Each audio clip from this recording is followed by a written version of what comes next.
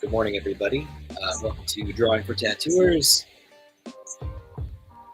I'm James Wisdom. I'm getting warmed up, and I hope you are too. Getting warmed up is it's so important. Maybe we overlook it. So I like to start the show just sort of doing some ellipses, getting my hands warmed up, getting my mind awake. Yeah.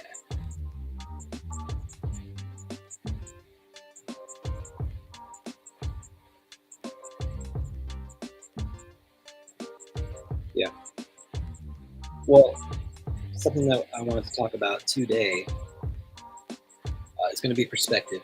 Perspective is can be a pretty tricky subject, but we were starting with these ellipses, right? A way that you can think about it, right, is that it has a minor axis and a major axis, right? So there's going to be a shortest point and then a longest point. They should all be equal distance in the center, but hopefully you can get the hang of it, just like me. Right. All right. So just getting a little bit of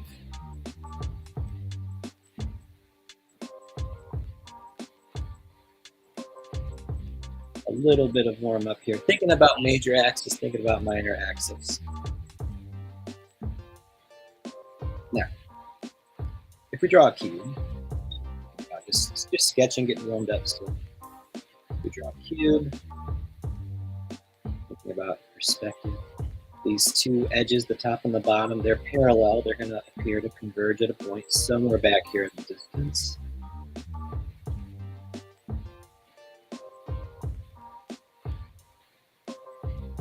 Same thing with this.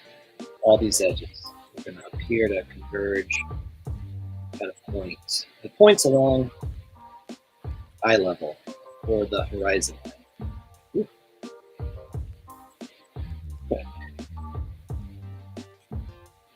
Okay. It looks kind of cube-like. Getting there. Sketching today. So if I divide this surface, and I divide this one, and I divide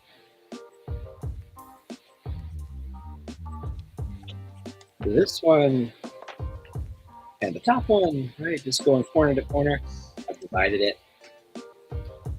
Well, I could put an ellipse up here. Right? It starts to look like maybe like a dice or something. Well, if I wanted to say put some ellipses on the other sides, I would draw again some minor axis. Minor axis would be along these same edges, right? These edges. So, a couple of those. Again, like I was saying, the minor axis is going to be the one that's shortest, and the major one will be longest. So,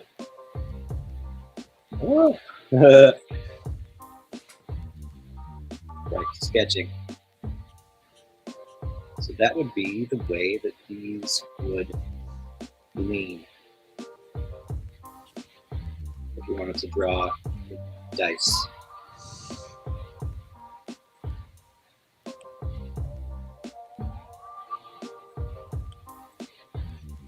Same thing over here for this side. It's going to go, I don't know which sides are which, right? I don't know what goes what, but I like, maybe 5. I'll put 5 over here. Minor axis, there, kind of rubbing in.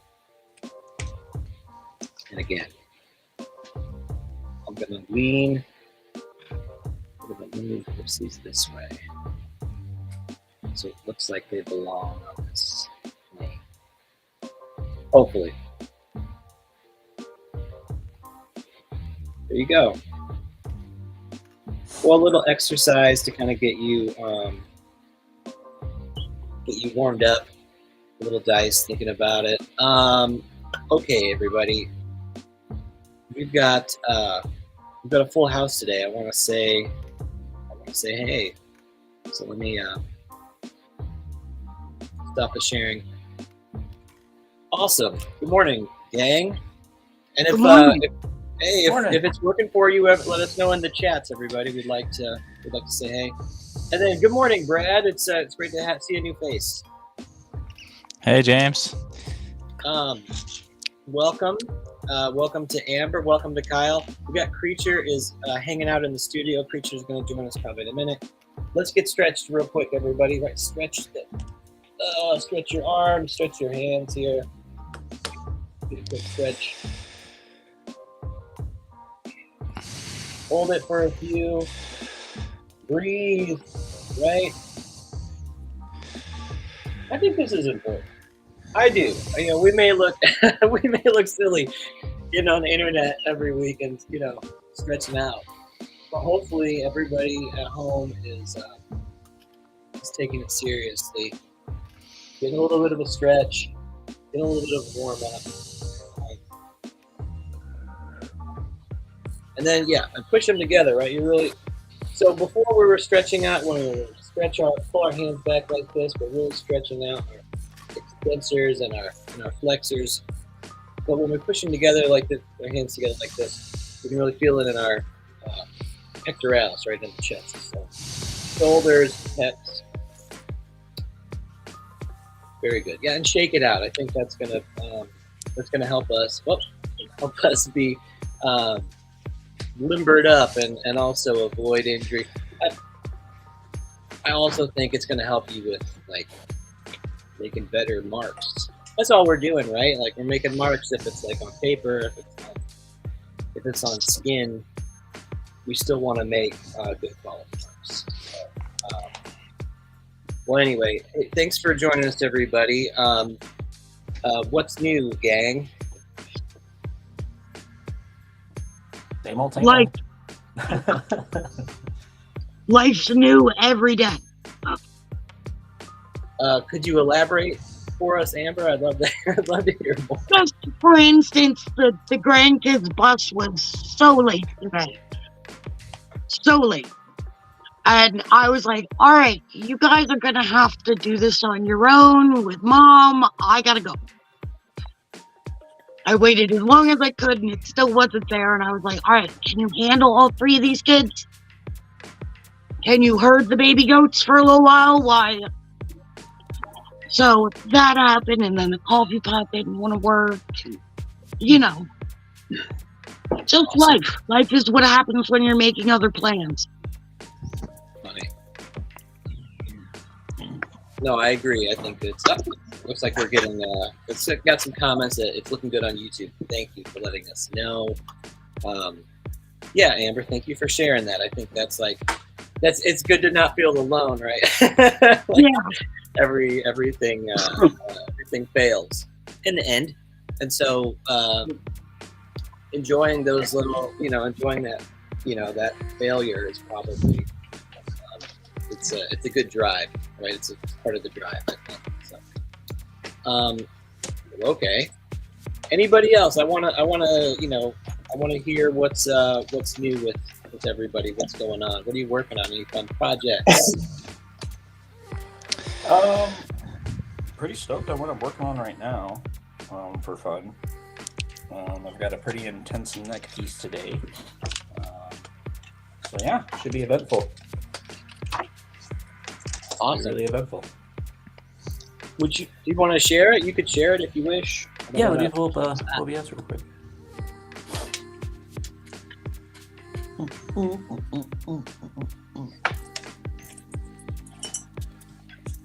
Okay.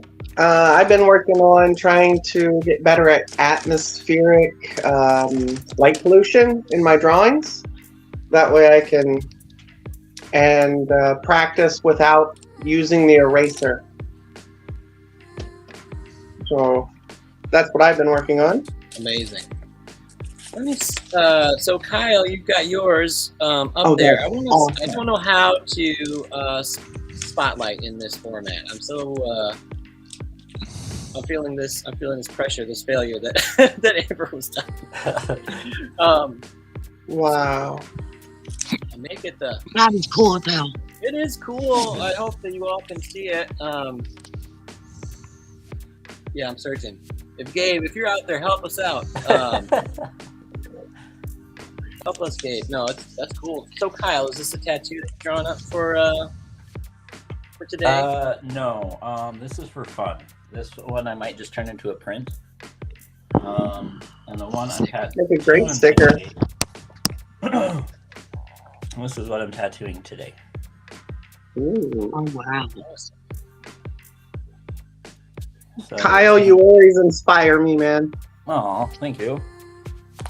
That's awesome. It's gonna be a fun day, full of I stress. like the lighting in that. Thank you. See, that's exactly what I'm trying to get better at. I've been going real hard at it too. Yeah. Wow. Well, it adds so much to like every design. You know, just having that little atmospheric perspective into it. It helps out so much. But yeah, that's what I'm up to. Love it. Yeah, I love that too. Preacher, you were working on one. Do you want to share it? Absolutely not. No, thank you. I'm not going after that. But thank you for the offer. Right. So what I got going on today, attempt 5. I'm waiting to sign the lease today. We shall see. Good luck. Fingers crossed. Yeah. fingers Thank crossed. you. Fingers crossed. One more swing. Good. All right.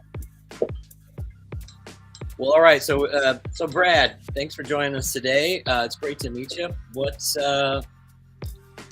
How are you? I'm good. I'm excited to be here. Been pretty busy lately, so I haven't been able to join these calls, but I know they've been going on and they're all really cool. I'm working on my Monday night exercise for tonight a little bit, and whatever else you got planned for today, I'd jump into that too, some drawing exercises, or I can definitely try to show you what I got. Yeah, we'd love to see it. Still pretty early stages, and if I'm honest, I'm having a super hard time with this style of drawing. I don't know if I can flip my camera around, so is it upside down or what do I got to do?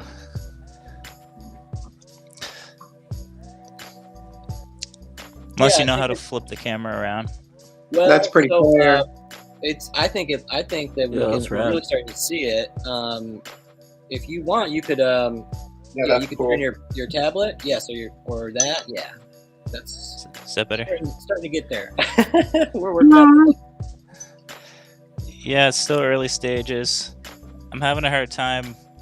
I had a really hard time getting like the scales to feel like they're wrapping around the snake kind of with the right perspective. Mm-hmm.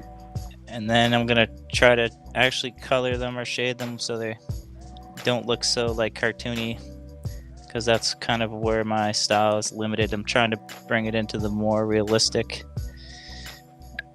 style as a challenge to myself. Maybe not like, super realistic, but I think you know what I mean. No, I that was gorgeous. Yeah, I think that's awesome. Beautiful render, and the colors, and the way that you're sort of you're rendering each scale, but of course there's an overall form to the snake body. I think that was that was beautiful, Brad. Mm-hmm. Awesome. That looks killer, Brad. That looks awesome. And Thank you. And so you're part of our Monday night group. Yeah, I've been slacking the past month or so. I was off the commitment there, but trying to get back in the swing of it. It's I love that design that you've come up with. And so for people who are watching us every Monday night as a part of the Reinventing the Tattoo subscribers group, a group of us get together and we will design a tattoo for a fictional client, right?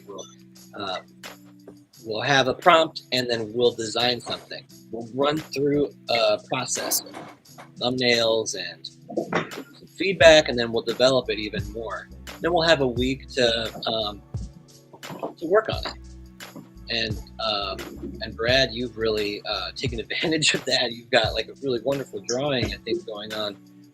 This was a particular challenge this week because we wanted to cover something up.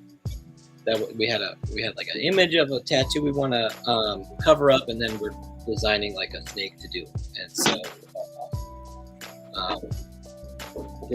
there was another set of like obstacles to deal with as you're designing, not just the design but the needs of a cover up as well. And it's a good exercise. I know that we, as tattooers, we do it. We're going to deal with it on a daily basis, but I think what's really nice is giving this group that you can give each other feedback, and you can bounce it off of people who you're not going to have this like sort of the client relationship necessarily, right? Which can be, I think, there can be all sorts of transference in there. Like your client is like really, they want to get this thing covered. They don't care, or they're being really picky. With other artists, you're going to have a different perspective, I think, which can help you grow. It can help you sort of come into your own. Anyway, that's the plug for our reinventing group. But I just super impressive, Brad. I really like it. Really like what you came up with. Appreciate you saying that, because I don't know if I feel like I've been struggling with this one. It's taken me probably 3 or 4 hours to get to this point. Or maybe more. I don't know. That's all? That's like the whole week's worth of every day, all day for me. I feel it might be a couple more hours than that. But I feel like the digital, you can, once you learn to use it a little bit, it's really helped me get in quick in this process for sure. I'm still kind of new to the digital world. I don't know anything about digital. I got my pencils right here. They're handy. That's You still like to use analog? myself. I do. Creature, Who else? Me does? too. That's all I know. I look at things and then I drawing a pretend I tattoo know for what I'm doing. myself in analog. It feels weird just calling it analog because I know. normal It's to just me. normal, the way we've always done it. Makes no sense. I actually last night I went to a figure drawing group, so it was live figure drawing. So yeah, pencils and charcoal and stuff. It was a lot of fun. I hadn't done it in a while. It was something that I used to do a lot every day. Right? I used to figure draw every day, and so getting a chance to do it again, just for enrichment, it was fantastic. And so I think that's what I would definitely encourage everybody out there, you're listening. There's likely a figure drawing or a local drawing group that's real.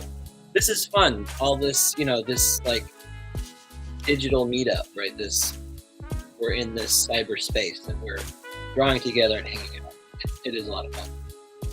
But there's real ones, right? Right by you, right? There's something real. There's real people getting together, really, they're drawing and stuff. Again, it's like you're in your shop environment, you're talking to real people, you're tattooing on real people. That's real. It's amazing. There's also real life groups where you can draw with each other, draw with your friends and family, whatever whatever is proximate to you. I can't recommend it enough. I think it's really valuable. So yeah, and the digital is awesome, but don't forget your pencils, right? Don't forget your pencils and stuff. But yeah, that was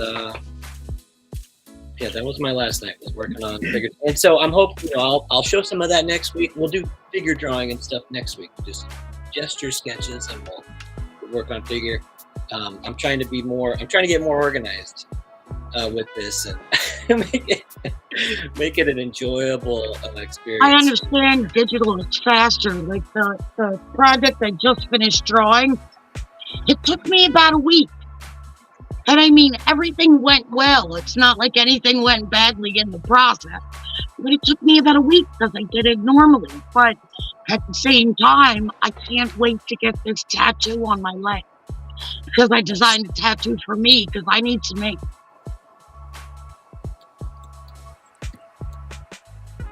What'd you design? What was that? What did you design? What's the drawing? Oh, here it is. Oh, cool. Neat. That's Beautiful. rad.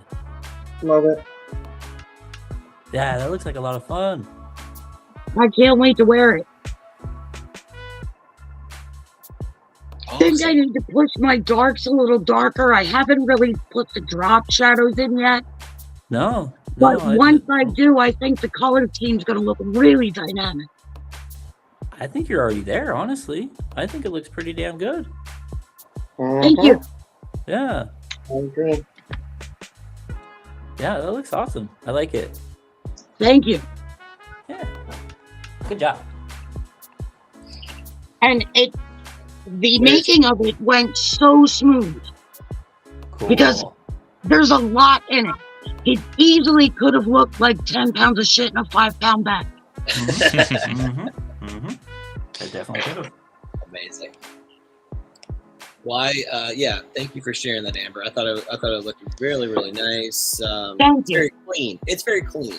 Yeah. Right. And it's very symmetrical and orderly. So there's a lot of really aesthetically, satisfying. Yeah, the whole thing is about balance and protection. Cool. It's got symbols in it from all over the world and tons of different spirituality and religious beliefs. And the weird thing is, as I was researching everything I wanted to put in it, they all corresponded across the globe. Like this within this, and then within this. It just went so smooth. That's cool. It's such a fun time when everything just kind of works out and you don't have to struggle with it. Ugh. I thumbnailed the hell out of that thing too. Oh, cool. Even in color studies, I did color study thumbnails until I figured out exactly what I wanted. It's Nice. an easy way to do it. Gotta study before the test, right? Yep. Exactly. I think that's really good advice. You know what I mean? And it's difficult to not want to jump right into just doing the thing, but having a little bit of prep. Where you give yourself you try out some possibles, sketching wise, or value study, color study. You do something quick. You just give it a shot. Yeah. Here's the thumbnails of figuring out where all the symbols go and breaking it down into geometric balanced shapes.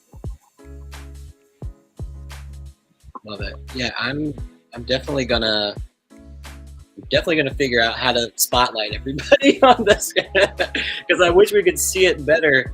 I feel Right? And then here's the color study. Awesome. Oh shit. Yeah, that's a lot of work without doing it digital. So, Yeah, totally. props. It was so much fun though. It was so much fun, and now I feel like I know the piece inside and out. I love tattooing myself because everything. The quality of the skin I'm tattooing, whether or not the client moves, and I love tattooing myself for that reason. Yeah. That, and it's kind of like therapy. I find I've only done it a couple times, but I just did it recently. Tattooed my leg, and I was like, why the heck are my hands shaking so bad? And it's like, oh wait, you're going through pain, you got the adrenaline, So that's like an extra challenge you have to overcome. Right. Oh yeah, Yeah, I so tried to it's tattoo my foot early on. I can't do that to myself. Oh yeah, and you're doing yoga while you're doing it. So Yeah, it doesn't make I it easy. can't tattoo my foot. I'm gonna let somebody else do it, and I'll suck it up because I ain't no bitch. But I can't inflict that upon myself and still focus. That'd Yeah, be I was in more crazy. pain. More pain from contorting my leg to reach the back of my calf than the actual tattoo. Oh yeah, I've restricted my tattooing to the inside of my legs or the top, and the outside of my legs is for collecting other tattoo artists' art. Nice. Yeah, me too now, after I learned the hard way. I have a black and gray leg, and then the other leg is colored. I am not an advocate of tattooing yourself. I was asked to tattoo myself by an artist once. I did the job, and then that was the end of our relationship. I have a giant tattoo on my leg from it. I don't think that you can get as good of a quality of tattooing yourself. I mean, there are exceptions, don't get me wrong. But I think if you want a piece of work, you should go to an artist, a good artist, and get the thing that you really want. And yeah, that's just my opinion. It's not worth the hassle. And considering I take ice cold showers every single day, and it basically feels like it's stripping all your skin off, that's still my opinion. So There's something to be said about that. I would agree, but for argument's sake, I would also say, I don't know, there's a lot of people talk about tattooing yourself when you're first starting as like a rite of passage. yeah. I think there's something to be said about that, just to get, if you're really new to the industry too, like me, I wanted to tattoo myself, so as a rite of passage, I want to be able to tell my clients when they're coming that I practice on myself. I know what pain I'm inflicting. I mean, I'm not doing it so I can have awesome artwork. That's kind of the sacrifice. I am happy with the results that I got, but it could definitely not always go that way. I have friends who tried to do really large pieces on themselves and then weren't able to finish, and now they have like not finished work on themselves and a lot of real estate. Now, the rite of passage, I appreciate that. I collect tattoo history.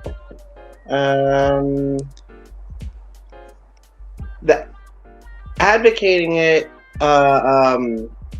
if someone is an apprentice that has a mentor directly giving them instruction, a person can mess themselves up at home.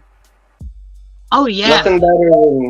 Nothing better than going like this while you're tattooing yourself at home at your kitchen table and giving yourself MRSA. Ugh.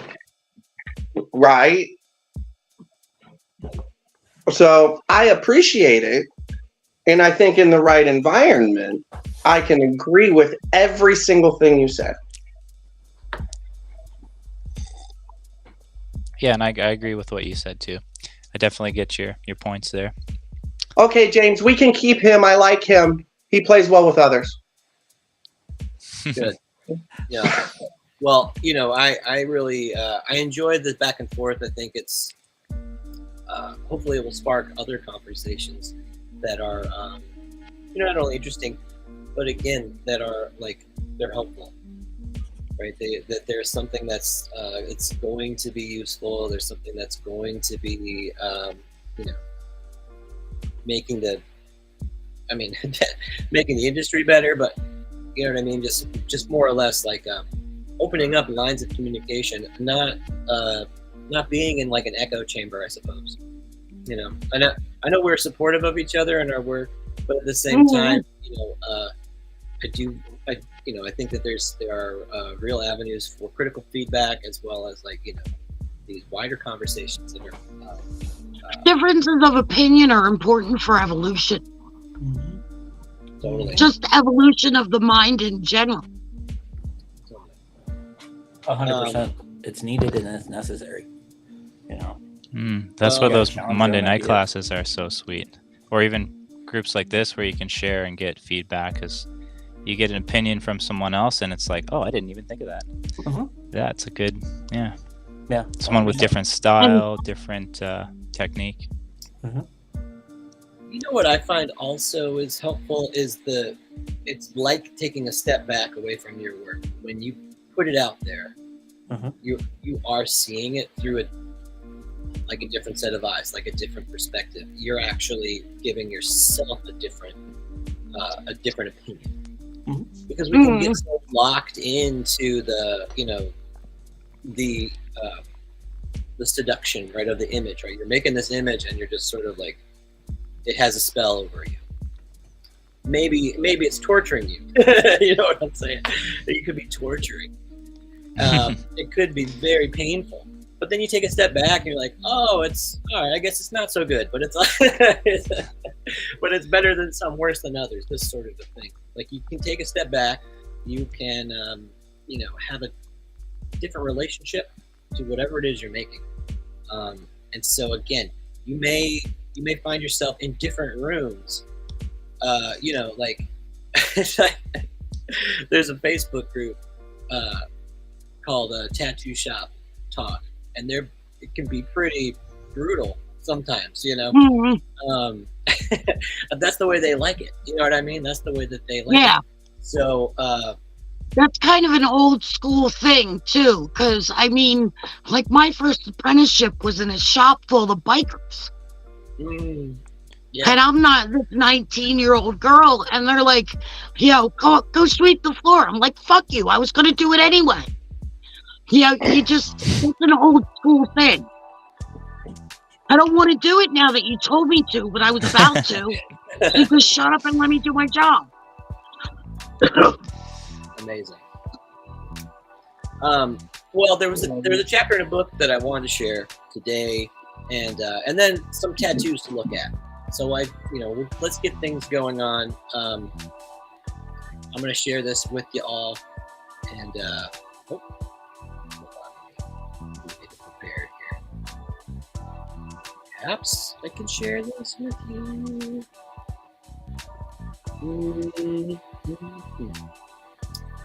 Yeah.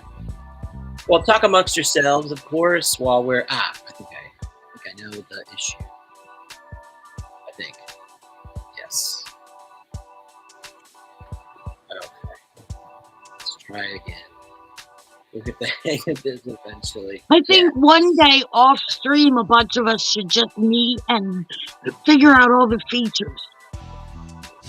I couldn't agree more. I could not agree more. I think it's very technical, but of course there is a lot of really great features that we have at our disposal. So I am grateful. I like the chill beat in the background.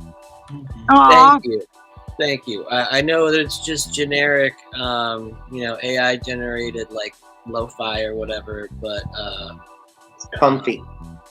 Thanks. Yeah. Yeah, that's a mood. Gabe recommended that we maybe contact Aja Lu and see if we can use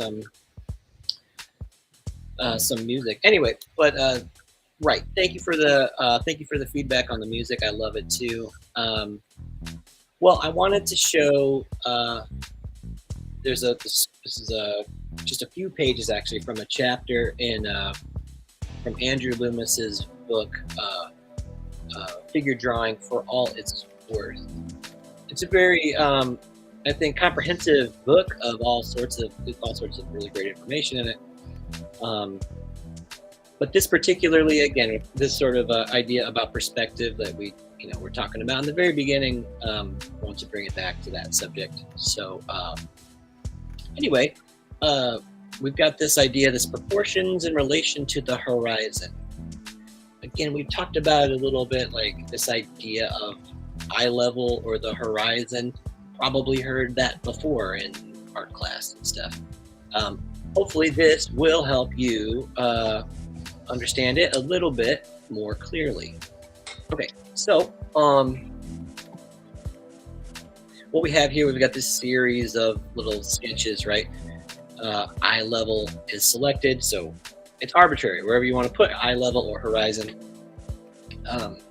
It's drawn, horizontally, generally speaking. You can't actually make it any sort of angle you want, but just for understanding purposes, we'll draw this horizontal line. Again, we are thinking about like a plane in space, like going back, right? Presumably, here I'll zoom in, presumably, top of this triangle, right, and the bottom of this triangle, they're parallel to each other, right, those edges, and they're going to go back into, they're going to appear to converge at a spot here, right? This top line and this bottom edge here, they're parallel, they're going to appear to converge at a vanishing point here. Nice and big. Okay. So if we think about like a figure, here's the sort of idea of proportions in space, right? We think about a figure, however tall, right? If they're standing in a line, how do we get this proportionate measurement, right? Again, with this idea of perspective, right? This figure is so tall, right? And then this figure in relationship to them and relationship to the eye level, right? So tall. So I think we can, hopefully that makes sense, all right? Now, if you wanted to place another figure, right? Again, you can use any point on here to triangulate them together. So trying to go from this very basic sort of simple relationship to something a bit more complex. And so, let's see if I can grab some more.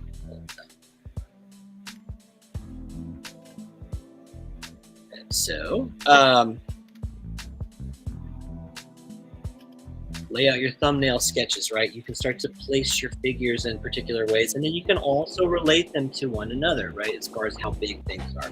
Figures, objects, whatever the case may be. And so here are a few different examples thinking about the eye level in different places. So if we look at this very first one here, right, we can see eye level is pretty low, right? It's down here, below the knee, as it were, right?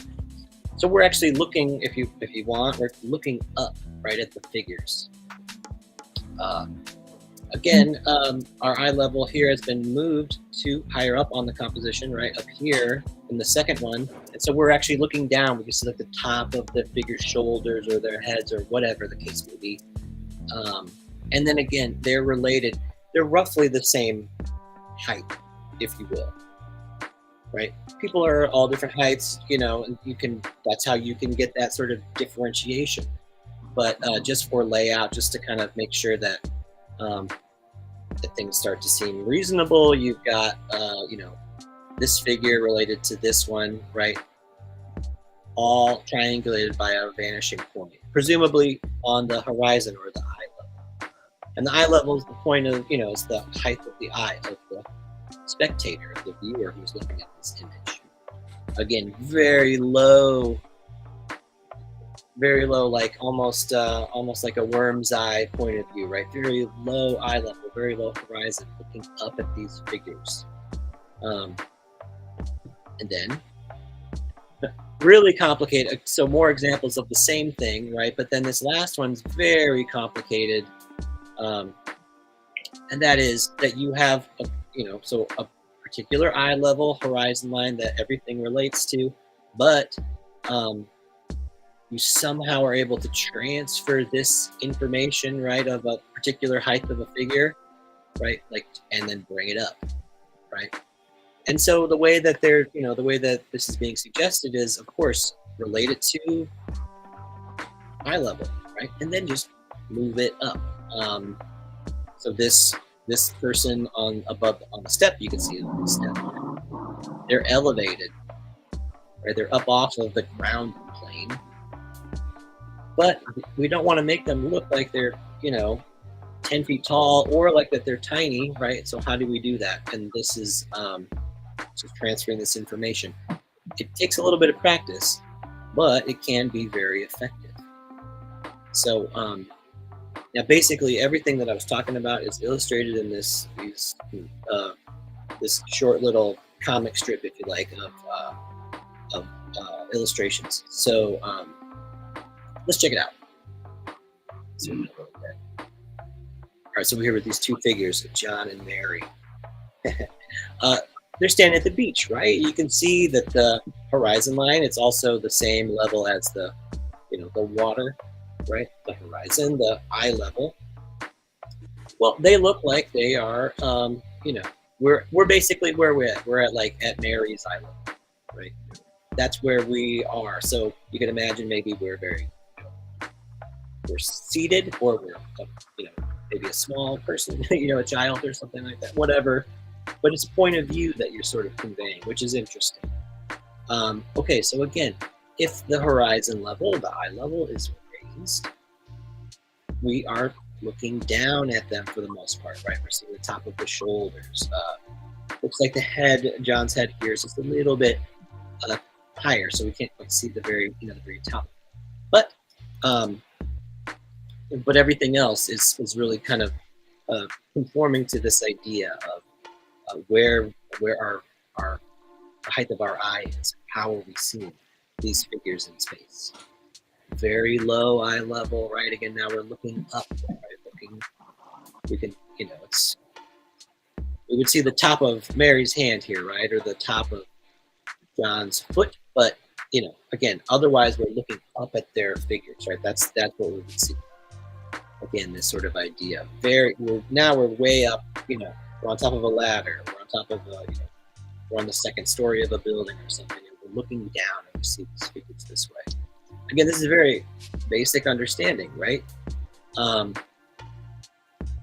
Right, here's another one. If we get beneath them, right, if the eye level or the horizon is actually underneath the figures, right? Well, there would need to be, unless they were floating there, or they were on, like something transparent you can see through, like a sheet of glass, or whatever, right? You want to develop some sort of ground plane for them to be on. This makes sense. And then the same thing too, a real bird's eye view. I would almost say that this is like a 3-point perspective sort of a thing. More on that later, but you can see the top of the head, right, on both of the figures, right? So on and so forth. But both of them, right? And both of them are related this way. Or a very, very high up, you're in a hot air balloon, right? Or you're in a plane, right? You're starting to get higher and higher. And so you're really looking down on them. They get really small, which also indicates a sort of scale. Like we were talking about scale earlier with how to make proportions. But again, you're really looking down at these figures. Hopefully that's been very basic and made sense. Now, here is what happens when these sorts of notions about how we like to see, when we look all the time, wherever we look, we see things in perspective. It's just the physics of stuff, how we see it. When we're making artwork, of course, we can bend these rules and we can sort of do whatever we want. That's true. But what will happen is you'll make something that could be a bit disconcerting or confusing. So for instance, in this very first example, here it looks like we're looking at Mary with a very low eye level. Again, something where we can see the top of the hand, but we're looking up at the chin.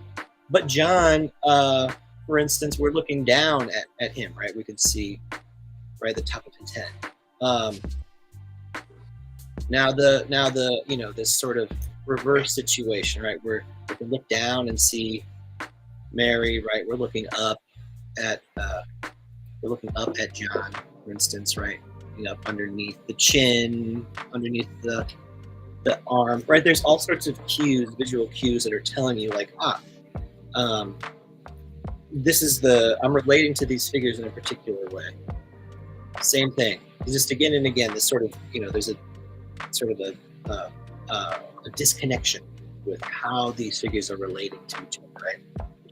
They're somehow wrong, right? It feels that way. Looks like he's trying to jump on top of her.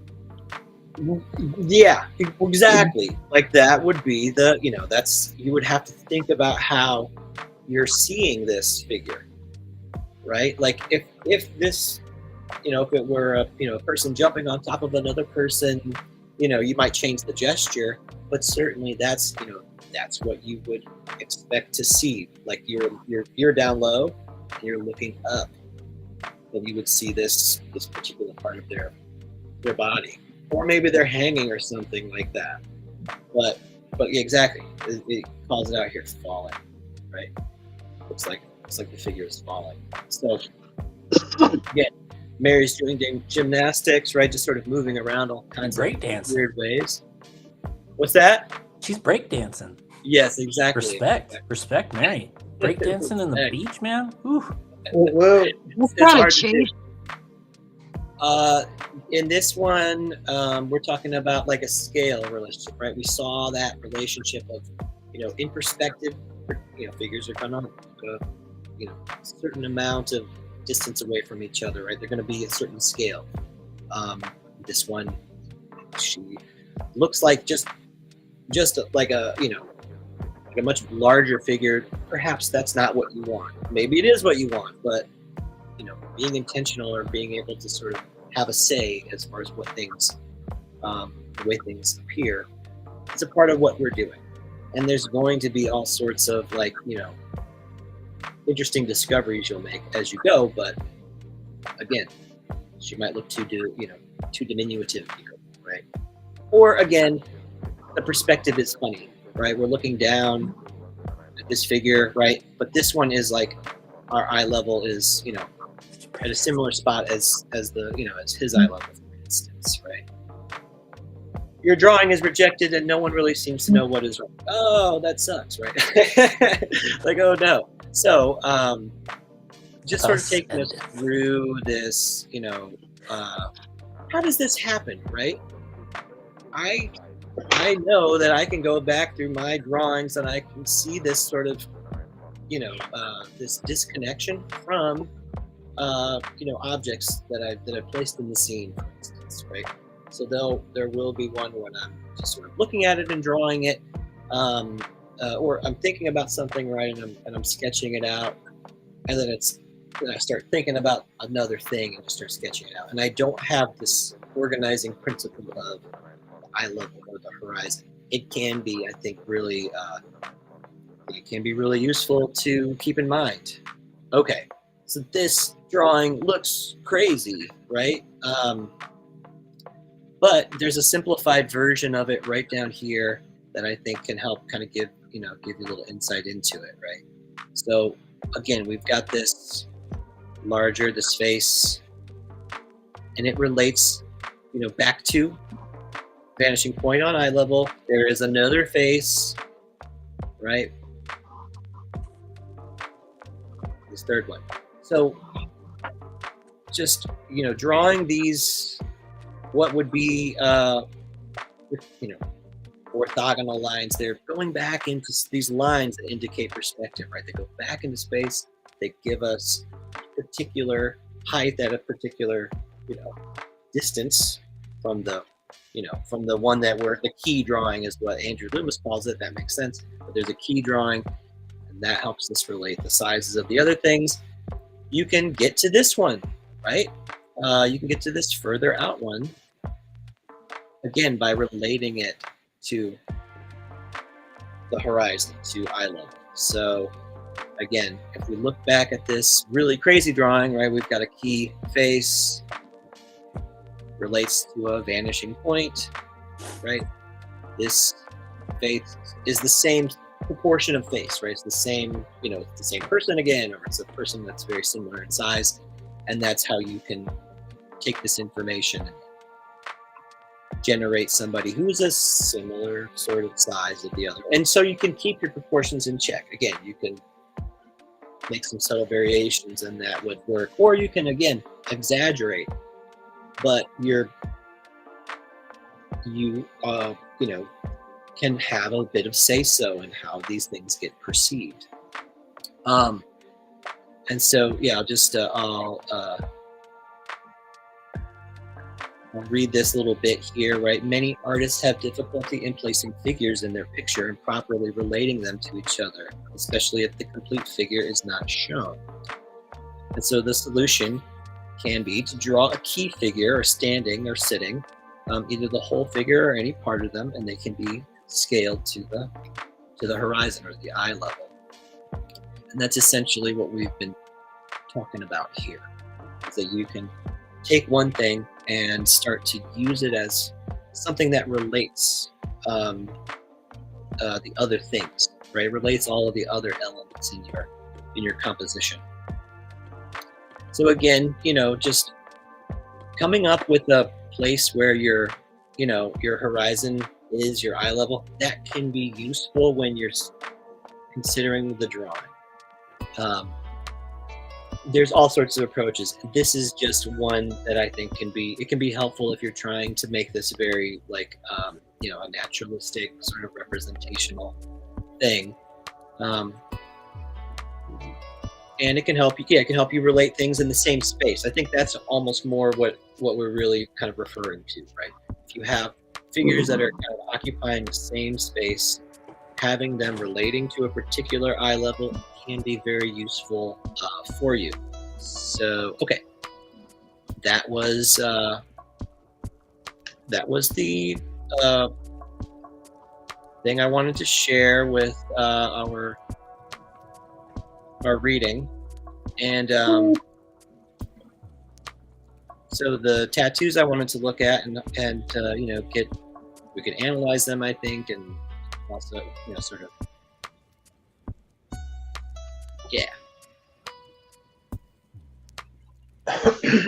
ooh and ah them. Yeah. So Andy Chambers. Wow.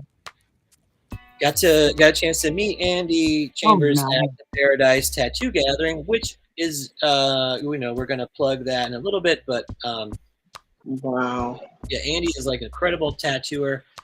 Well, what do we have here, gang? Right, we have a really clever use, I think, of a lot of these ideas we were just talking about in terms of eye level and perspective.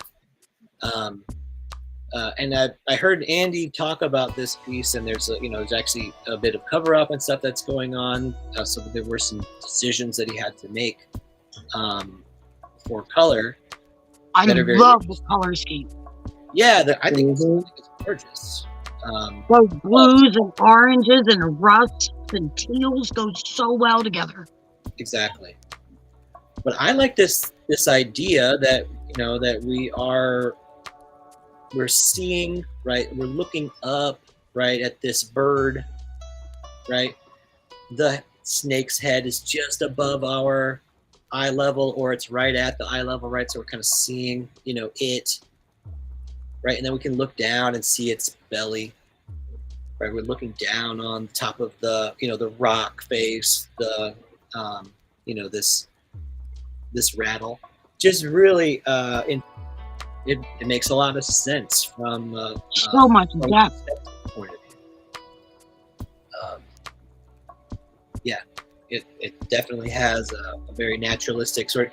It's stylized too, but it's also it has enough reference, I think, to life that makes it very it tells us something about the scene and about the characters and how they relate to one another. And again, there is also probably there's a bit of this scaled relationship, I think.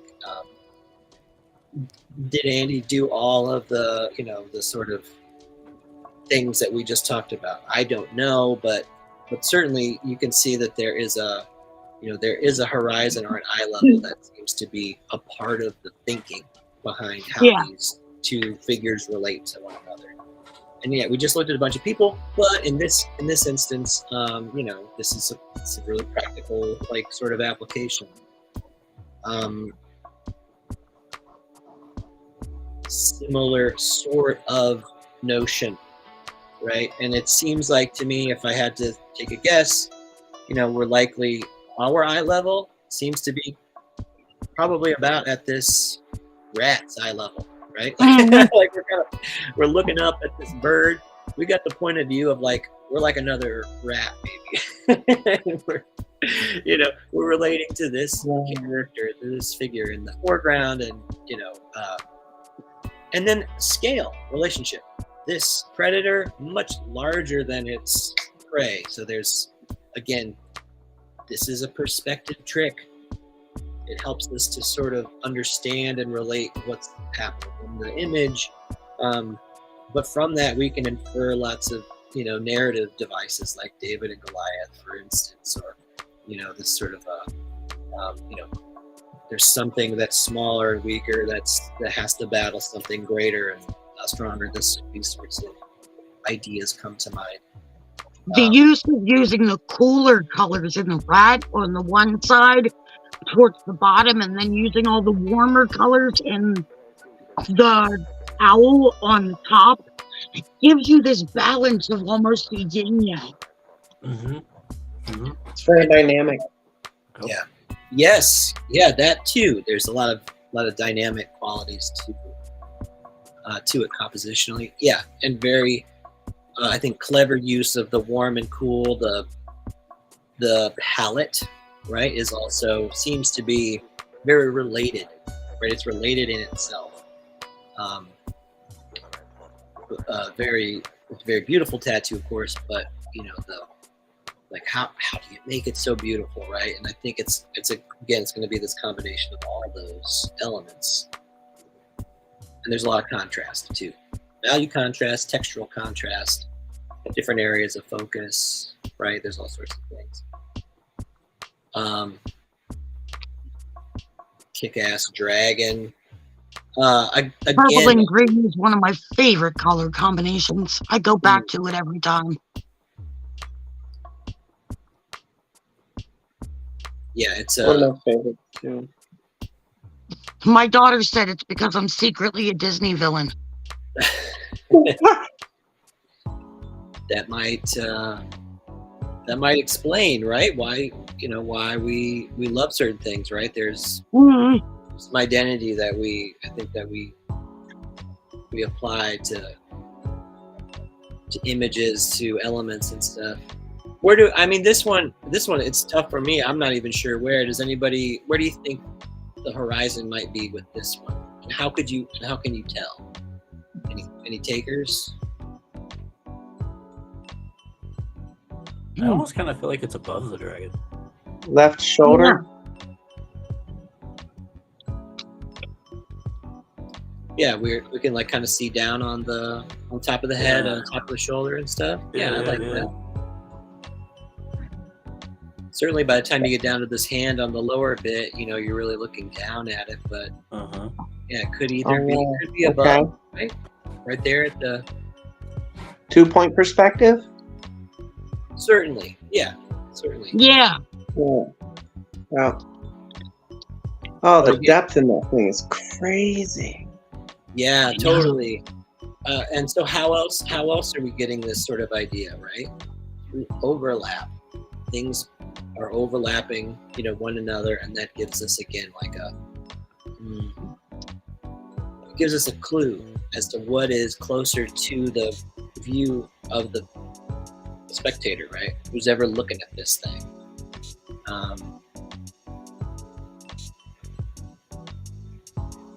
Another kind of, just a classic landscape image. And then, I don't know, it definitely, I think it definitely works. It feels like you can see this, like this mom. Looks like a tribute tattoo probably, but it feels like this could be the license plate to this, to this Jeep. In relationship, it's really big, right? It's a really big sort of, element. But again, because of the perspective that's being used here, it starts to make sense. And so I think that's I think that's really, it's very clever, but also there's a lot of there's just a lot of different like techniques that are being used here. There is some eye level somewhere. This Jeep is dynamic, right? It sort of feels like it's like maybe driving down a hill possibly, right? Just because of its angle. But we can't see the top of it, right? We can see the top of the of the hood, let's say, for instance. But yeah, we can't quite see the top of it. So that would mean likely that the eye level is probably in this space, something like that. But we can look up and see this mountain behind it. And so again, there's overlap, right? There's a foreground, middle ground, background situation. But, keeping eye level in mind here, I think has been an effective tool to compose this piece. This one is rad. Super rad. There was one other one I was hoping to get to. I don't know if it's in line here, but just awesome. Gorgeous. Yeah. So,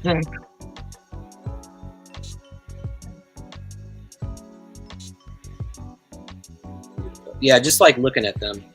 Oh, and again here, right? I think we can really start to see, that there's a certain relationship. We're looking down at the top of the head here. We're looking down at these paws and stuff. So the eye level, it must be higher up, right? And then all of the other sort of elements are relating to it in some way. Top of the skulls, right? This sort of thing. Anyway, eye level is going to tell us if we're looking up at something or looking down at it, and that's what it's good for. So anyway, I like how it like really, at least me, it makes me like really consider like the environment that the object that I'm drawing or painting or whatever, really considering what its environment is and like where it's at and everything like that. So that's really cool. Definitely another thing to add onto the designs for tattoos and stuff like that. Like yes, I never took that into consideration at all. Huh.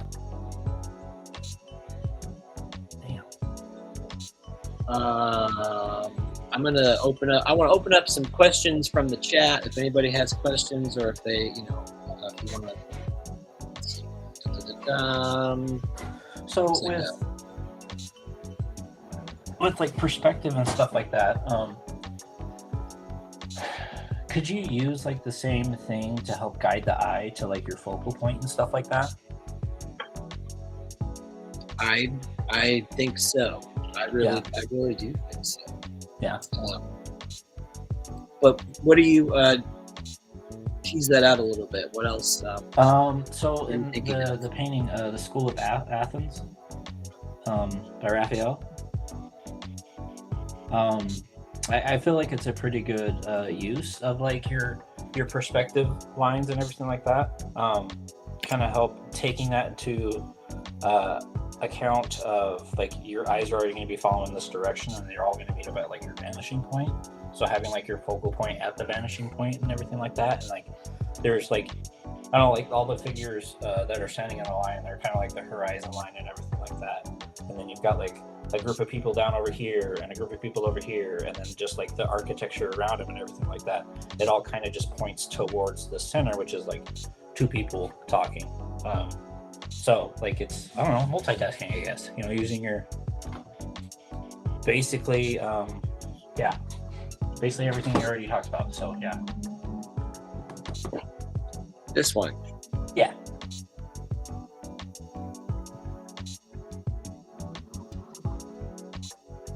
So the center, right? That's probably where we want to be looking. Yeah. Plato and Aristotle, I believe, something like that. But so like the group on the bottom left. Hell yeah, I want to hear it. the group on the bottom left, like all of them kind of are in an angle towards them. Towards the center. Just all those guys, like their heads slowly read up into like towards the middle, which I thought was cool. Kind of the same thing on the other side, not so much, but it's more just that actually doesn't even work. But like the architecture, the vanishing point lines kind of head towards them as well, the archway above them and everything like that, which I thought was pretty cool too. Absolutely, yeah. It's like this. We see this column. If we're going to zoom in even a little bit more, whatever. This column that's all the way over here. We can see two different planes, right? There's a plane that seems to be, facing us, and then the one that's going back into space, and it's almost like it's almost a flat line. The angle's very, very, sort of very acute between these two, and so this edge here is leading back to the eye level, the horizon line. And yes, we can see the top of these people's heads and stuff. It's like we're standing here on the ground, and we're about this tall roughly, and we're sort of looking up at all the figures that are above us. Sort of yes, our eyes are definitely going to be. This is where we are. This is the center of our vision. We're looking right here, and we're now look up. Right? It's like look here and now look up. This doesn't have all of the graphing that we just showed, but it's certainly a part of the design of it, the plan. Yeah, this architecture, we can see the top of this. I don't know, whatever this piece is, right? We can see the top of it, but up here it's just above us. We can't quite see it. And that really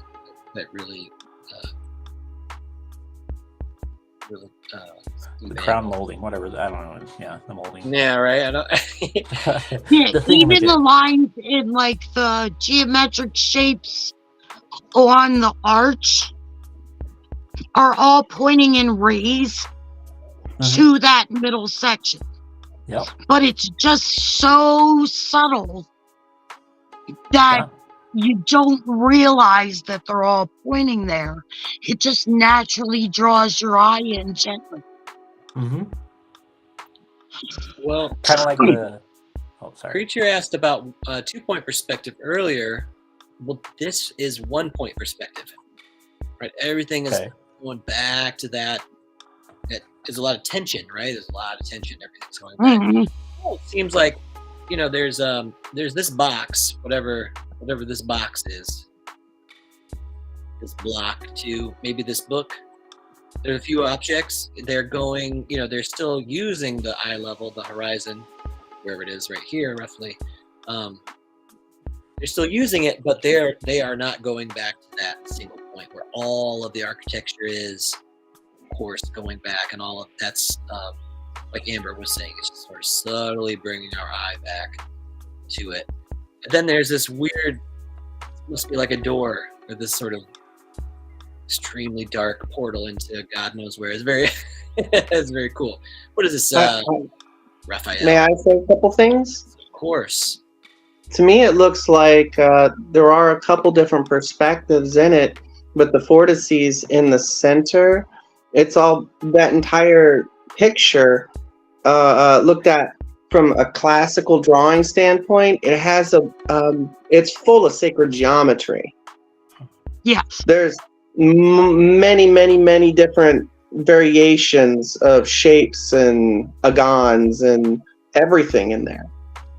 There's multiple horizontal and vertical lines that also go all the way to the distance, perspectively speaking, from, well, and I think the black doorway is to say, hey, come in and play and take a look, because artists were fun.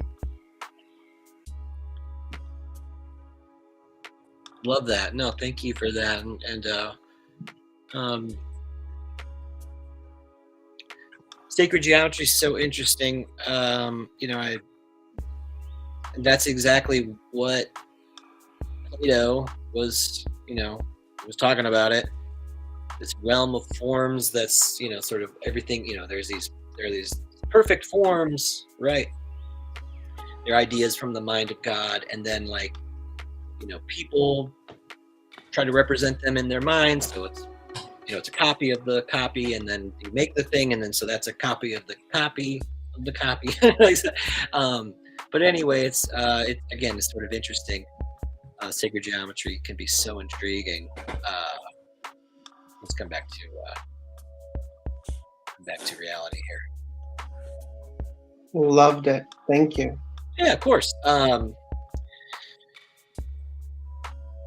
just trying to relate some of those ideas together, how we're thinking about our drawing, not to make it overly complicated, but have some tools that can, help you achieve this, the ends that you have in mind. But just like we were doing earlier today, this will warm up with the cube and sort of thinking about how would the ellipses, which way would they be oriented? Doing stuff like that, drawing a tire, just taking something from life and trying to sketch it. I think it starts to build your memory, your working, memory. So when you go to design something, you're going to have that.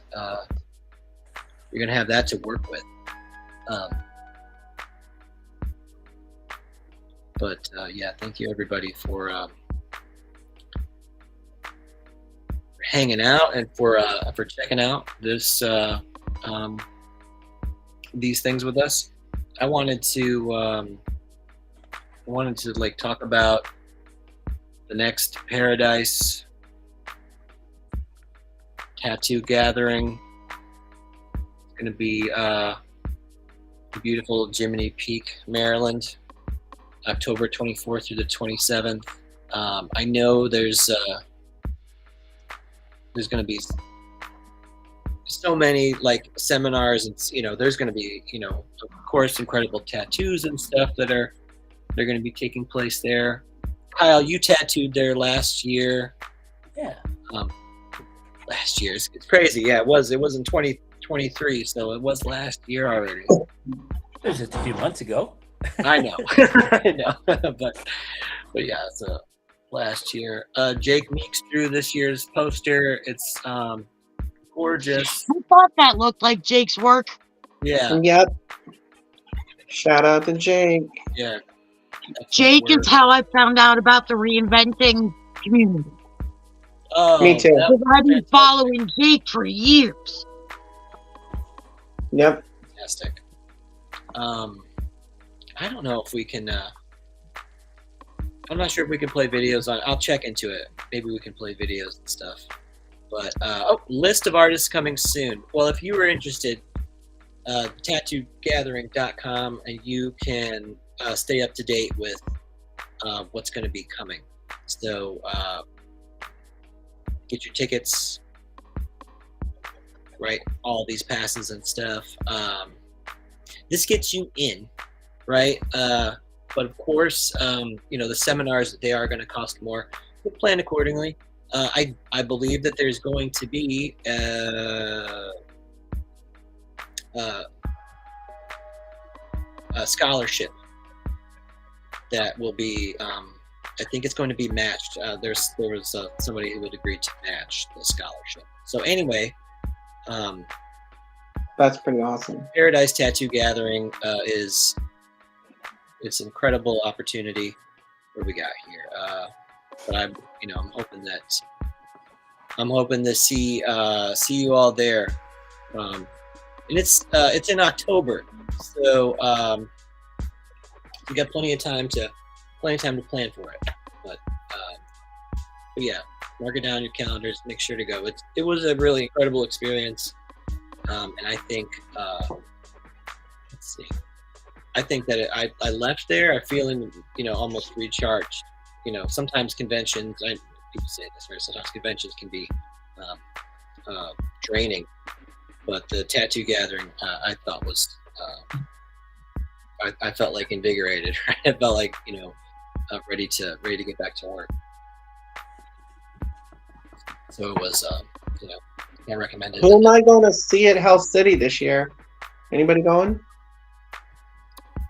I know that a friend of the show, Jason Leeser, is going to be tattooing at Hell City. So excited. We love Jason. To go myself.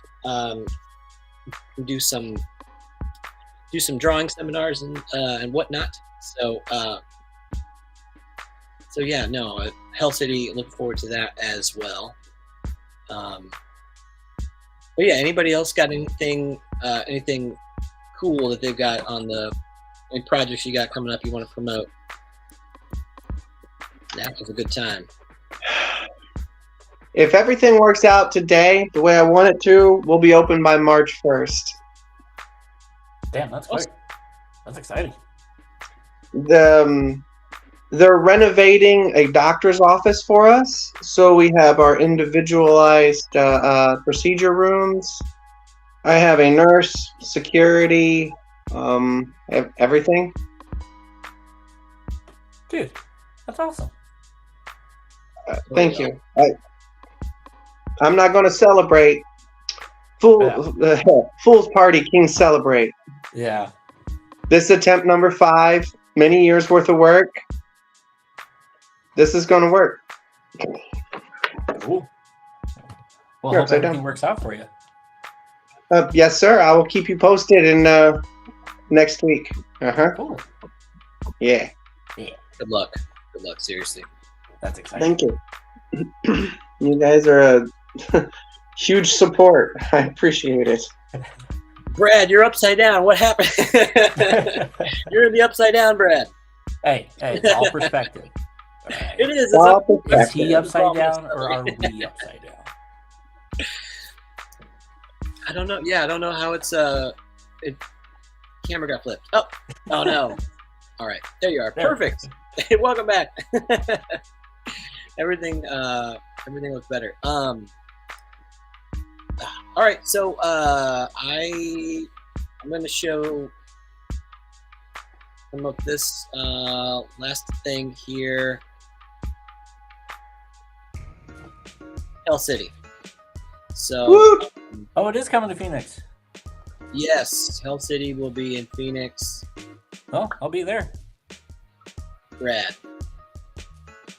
And let's see.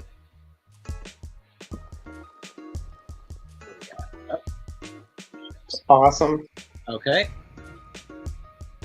I've always wanted to go to a Hell City. I remember seeing a Hell City convention in magazines like years ago.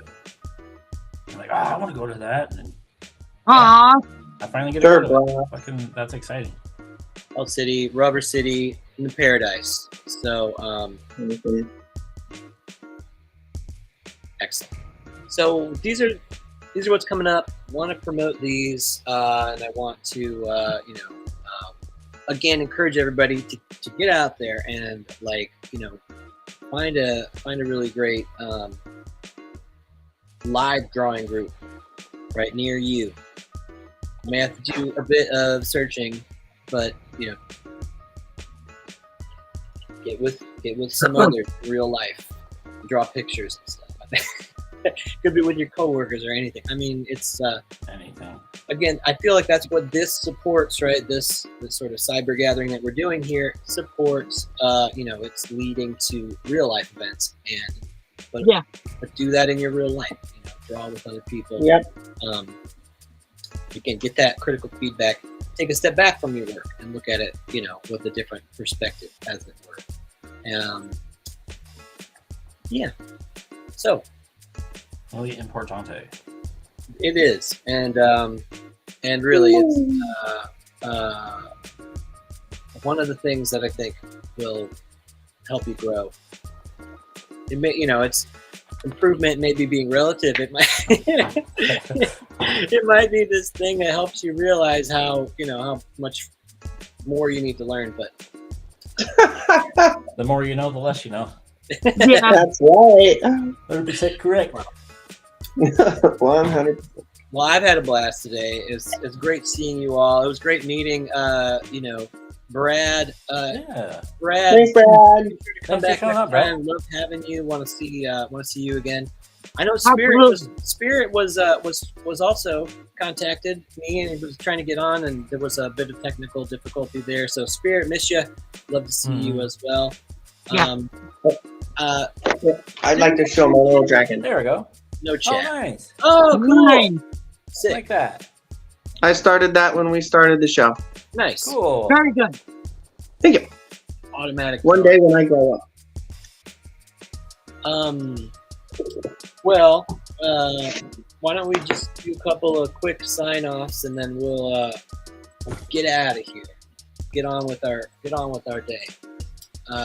Preacher, let's have your sign-off. Where can we find you? Creatures Cave everywhere. Facebook, YouTube, Instagram. I'm at your service. Thank you. Excellent. Great to see you again. Good luck with with the project and cool dragon, by the way. Oh, thanks. I'm trying. No, great work. Amber, where can we find you? Where can we learn more about Amber? Well, as always, I am on all social media under Amber Morgaine. And if you Google it, that's how you get me. So that's how you can reach me. And as always, thank you for being here. This starts my Monday right. Otherwise, I'd just be sitting here drinking my coffee going, what is life? I gotta get drawn. This gets my juices flowing. Well, that might also be important as well. But again, Yeah. Great to see you. Thanks for coming. Thanks for sharing your drawing. Loved that. Thank you. Loved that beautiful colored pencil. That work that you're doing. So want to see more of that, and I'll learn how to spotlight us so I can. Sure. I'm actually kind of working towards doing more of that, like spell work tattoo, because the tattoo itself will be done in ritual. So I'm I have a lot of practitioners that I tattoo and that I know. So it only makes sense to weave spell work with ink work. Magic. Yeah, absolute magic. Exactly. Miss Amber, if you need any assistance figuring out the maths on that, let me know. Thank you, because I'm great at art, not so good at math. Thank you, Amber. Appreciate that. Kyle Olson, everybody. Can we learn where we can Love find Kyle. Where can we learn more? Love Kyle? time. My name's Kyle Olson. I tattoo out of Tucson, Arizona, the cold land of Arizona. If you need to get a hold of me and want to work on a project together, you're more than welcome to shoot me an email at kyle@tac520.com, or you can get a hold of me via Instagram at Olson_tattoos, OLSON. And it is always good to hang out with the crew, the Monday morning crew. So Yeah. it's a pleasure seeing everybody. Love it. Thank you for coming, Kyle. I know it's early for you when you get up and join us. So yeah, really appreciate it. Not too bad. The West Coasters, right? The super dedicated. Yeah, So, the diehards. yeah, thank you so I'm much. lucky. We got nothing I'm else in to do. Jersey on the shore. I'm lucky. I'm like 20 minutes from the shore, so it's 9 a.m. for me when this starts. I want to again just thank everybody that joined us today, and also thank you for tuning in. It's why we do it. You know what I mean? That we really love drawing and sharing this space of communication, community. And so I also want to thank Gabe Ripley for all he does behind the scenes. Thank you, Gabe. Thanks, Gabe. A lot of work. And then also thanks to Guy Atchison for this space, founder and inspiration behind the Reinventing community. So thanks, Guy. Also, you can find me on the internet, Tattooing Wisdom, as well. You can also, here we go. want to plug the Alliance of Professional Tattooists as well. If you're a professional tattooer, please consider joining the Alliance of Professional Tattooists. It's your trade organization. They certainly like negotiate on your behalf, right? They're interested in you and the industry. So yeah, they advocate on your behalf. APT. So you can learn more about APT by going to safe-tattoos.com. Anyway, Brad, we're signing off. Will you give us your sign off? Oh, where'd you go? Oh my gosh. Tell us where we can find more about your work, and yeah. Thanks for coming. Well, thanks. I did got some technical difficulties here. Everything's dying on me, but I did want to come say bye. I don't have social media right now, but if you are in Fredericton, New Brunswick, I do sell my art at the farmers market. Promote myself there. Cool. But yeah, I just want to say thanks for the class. It was really awesome, and I learned a few things for sure. Wanted to catch you, hopefully, to say bye. Yeah, thank you so much. Appreciate it. Yeah, we had a great time.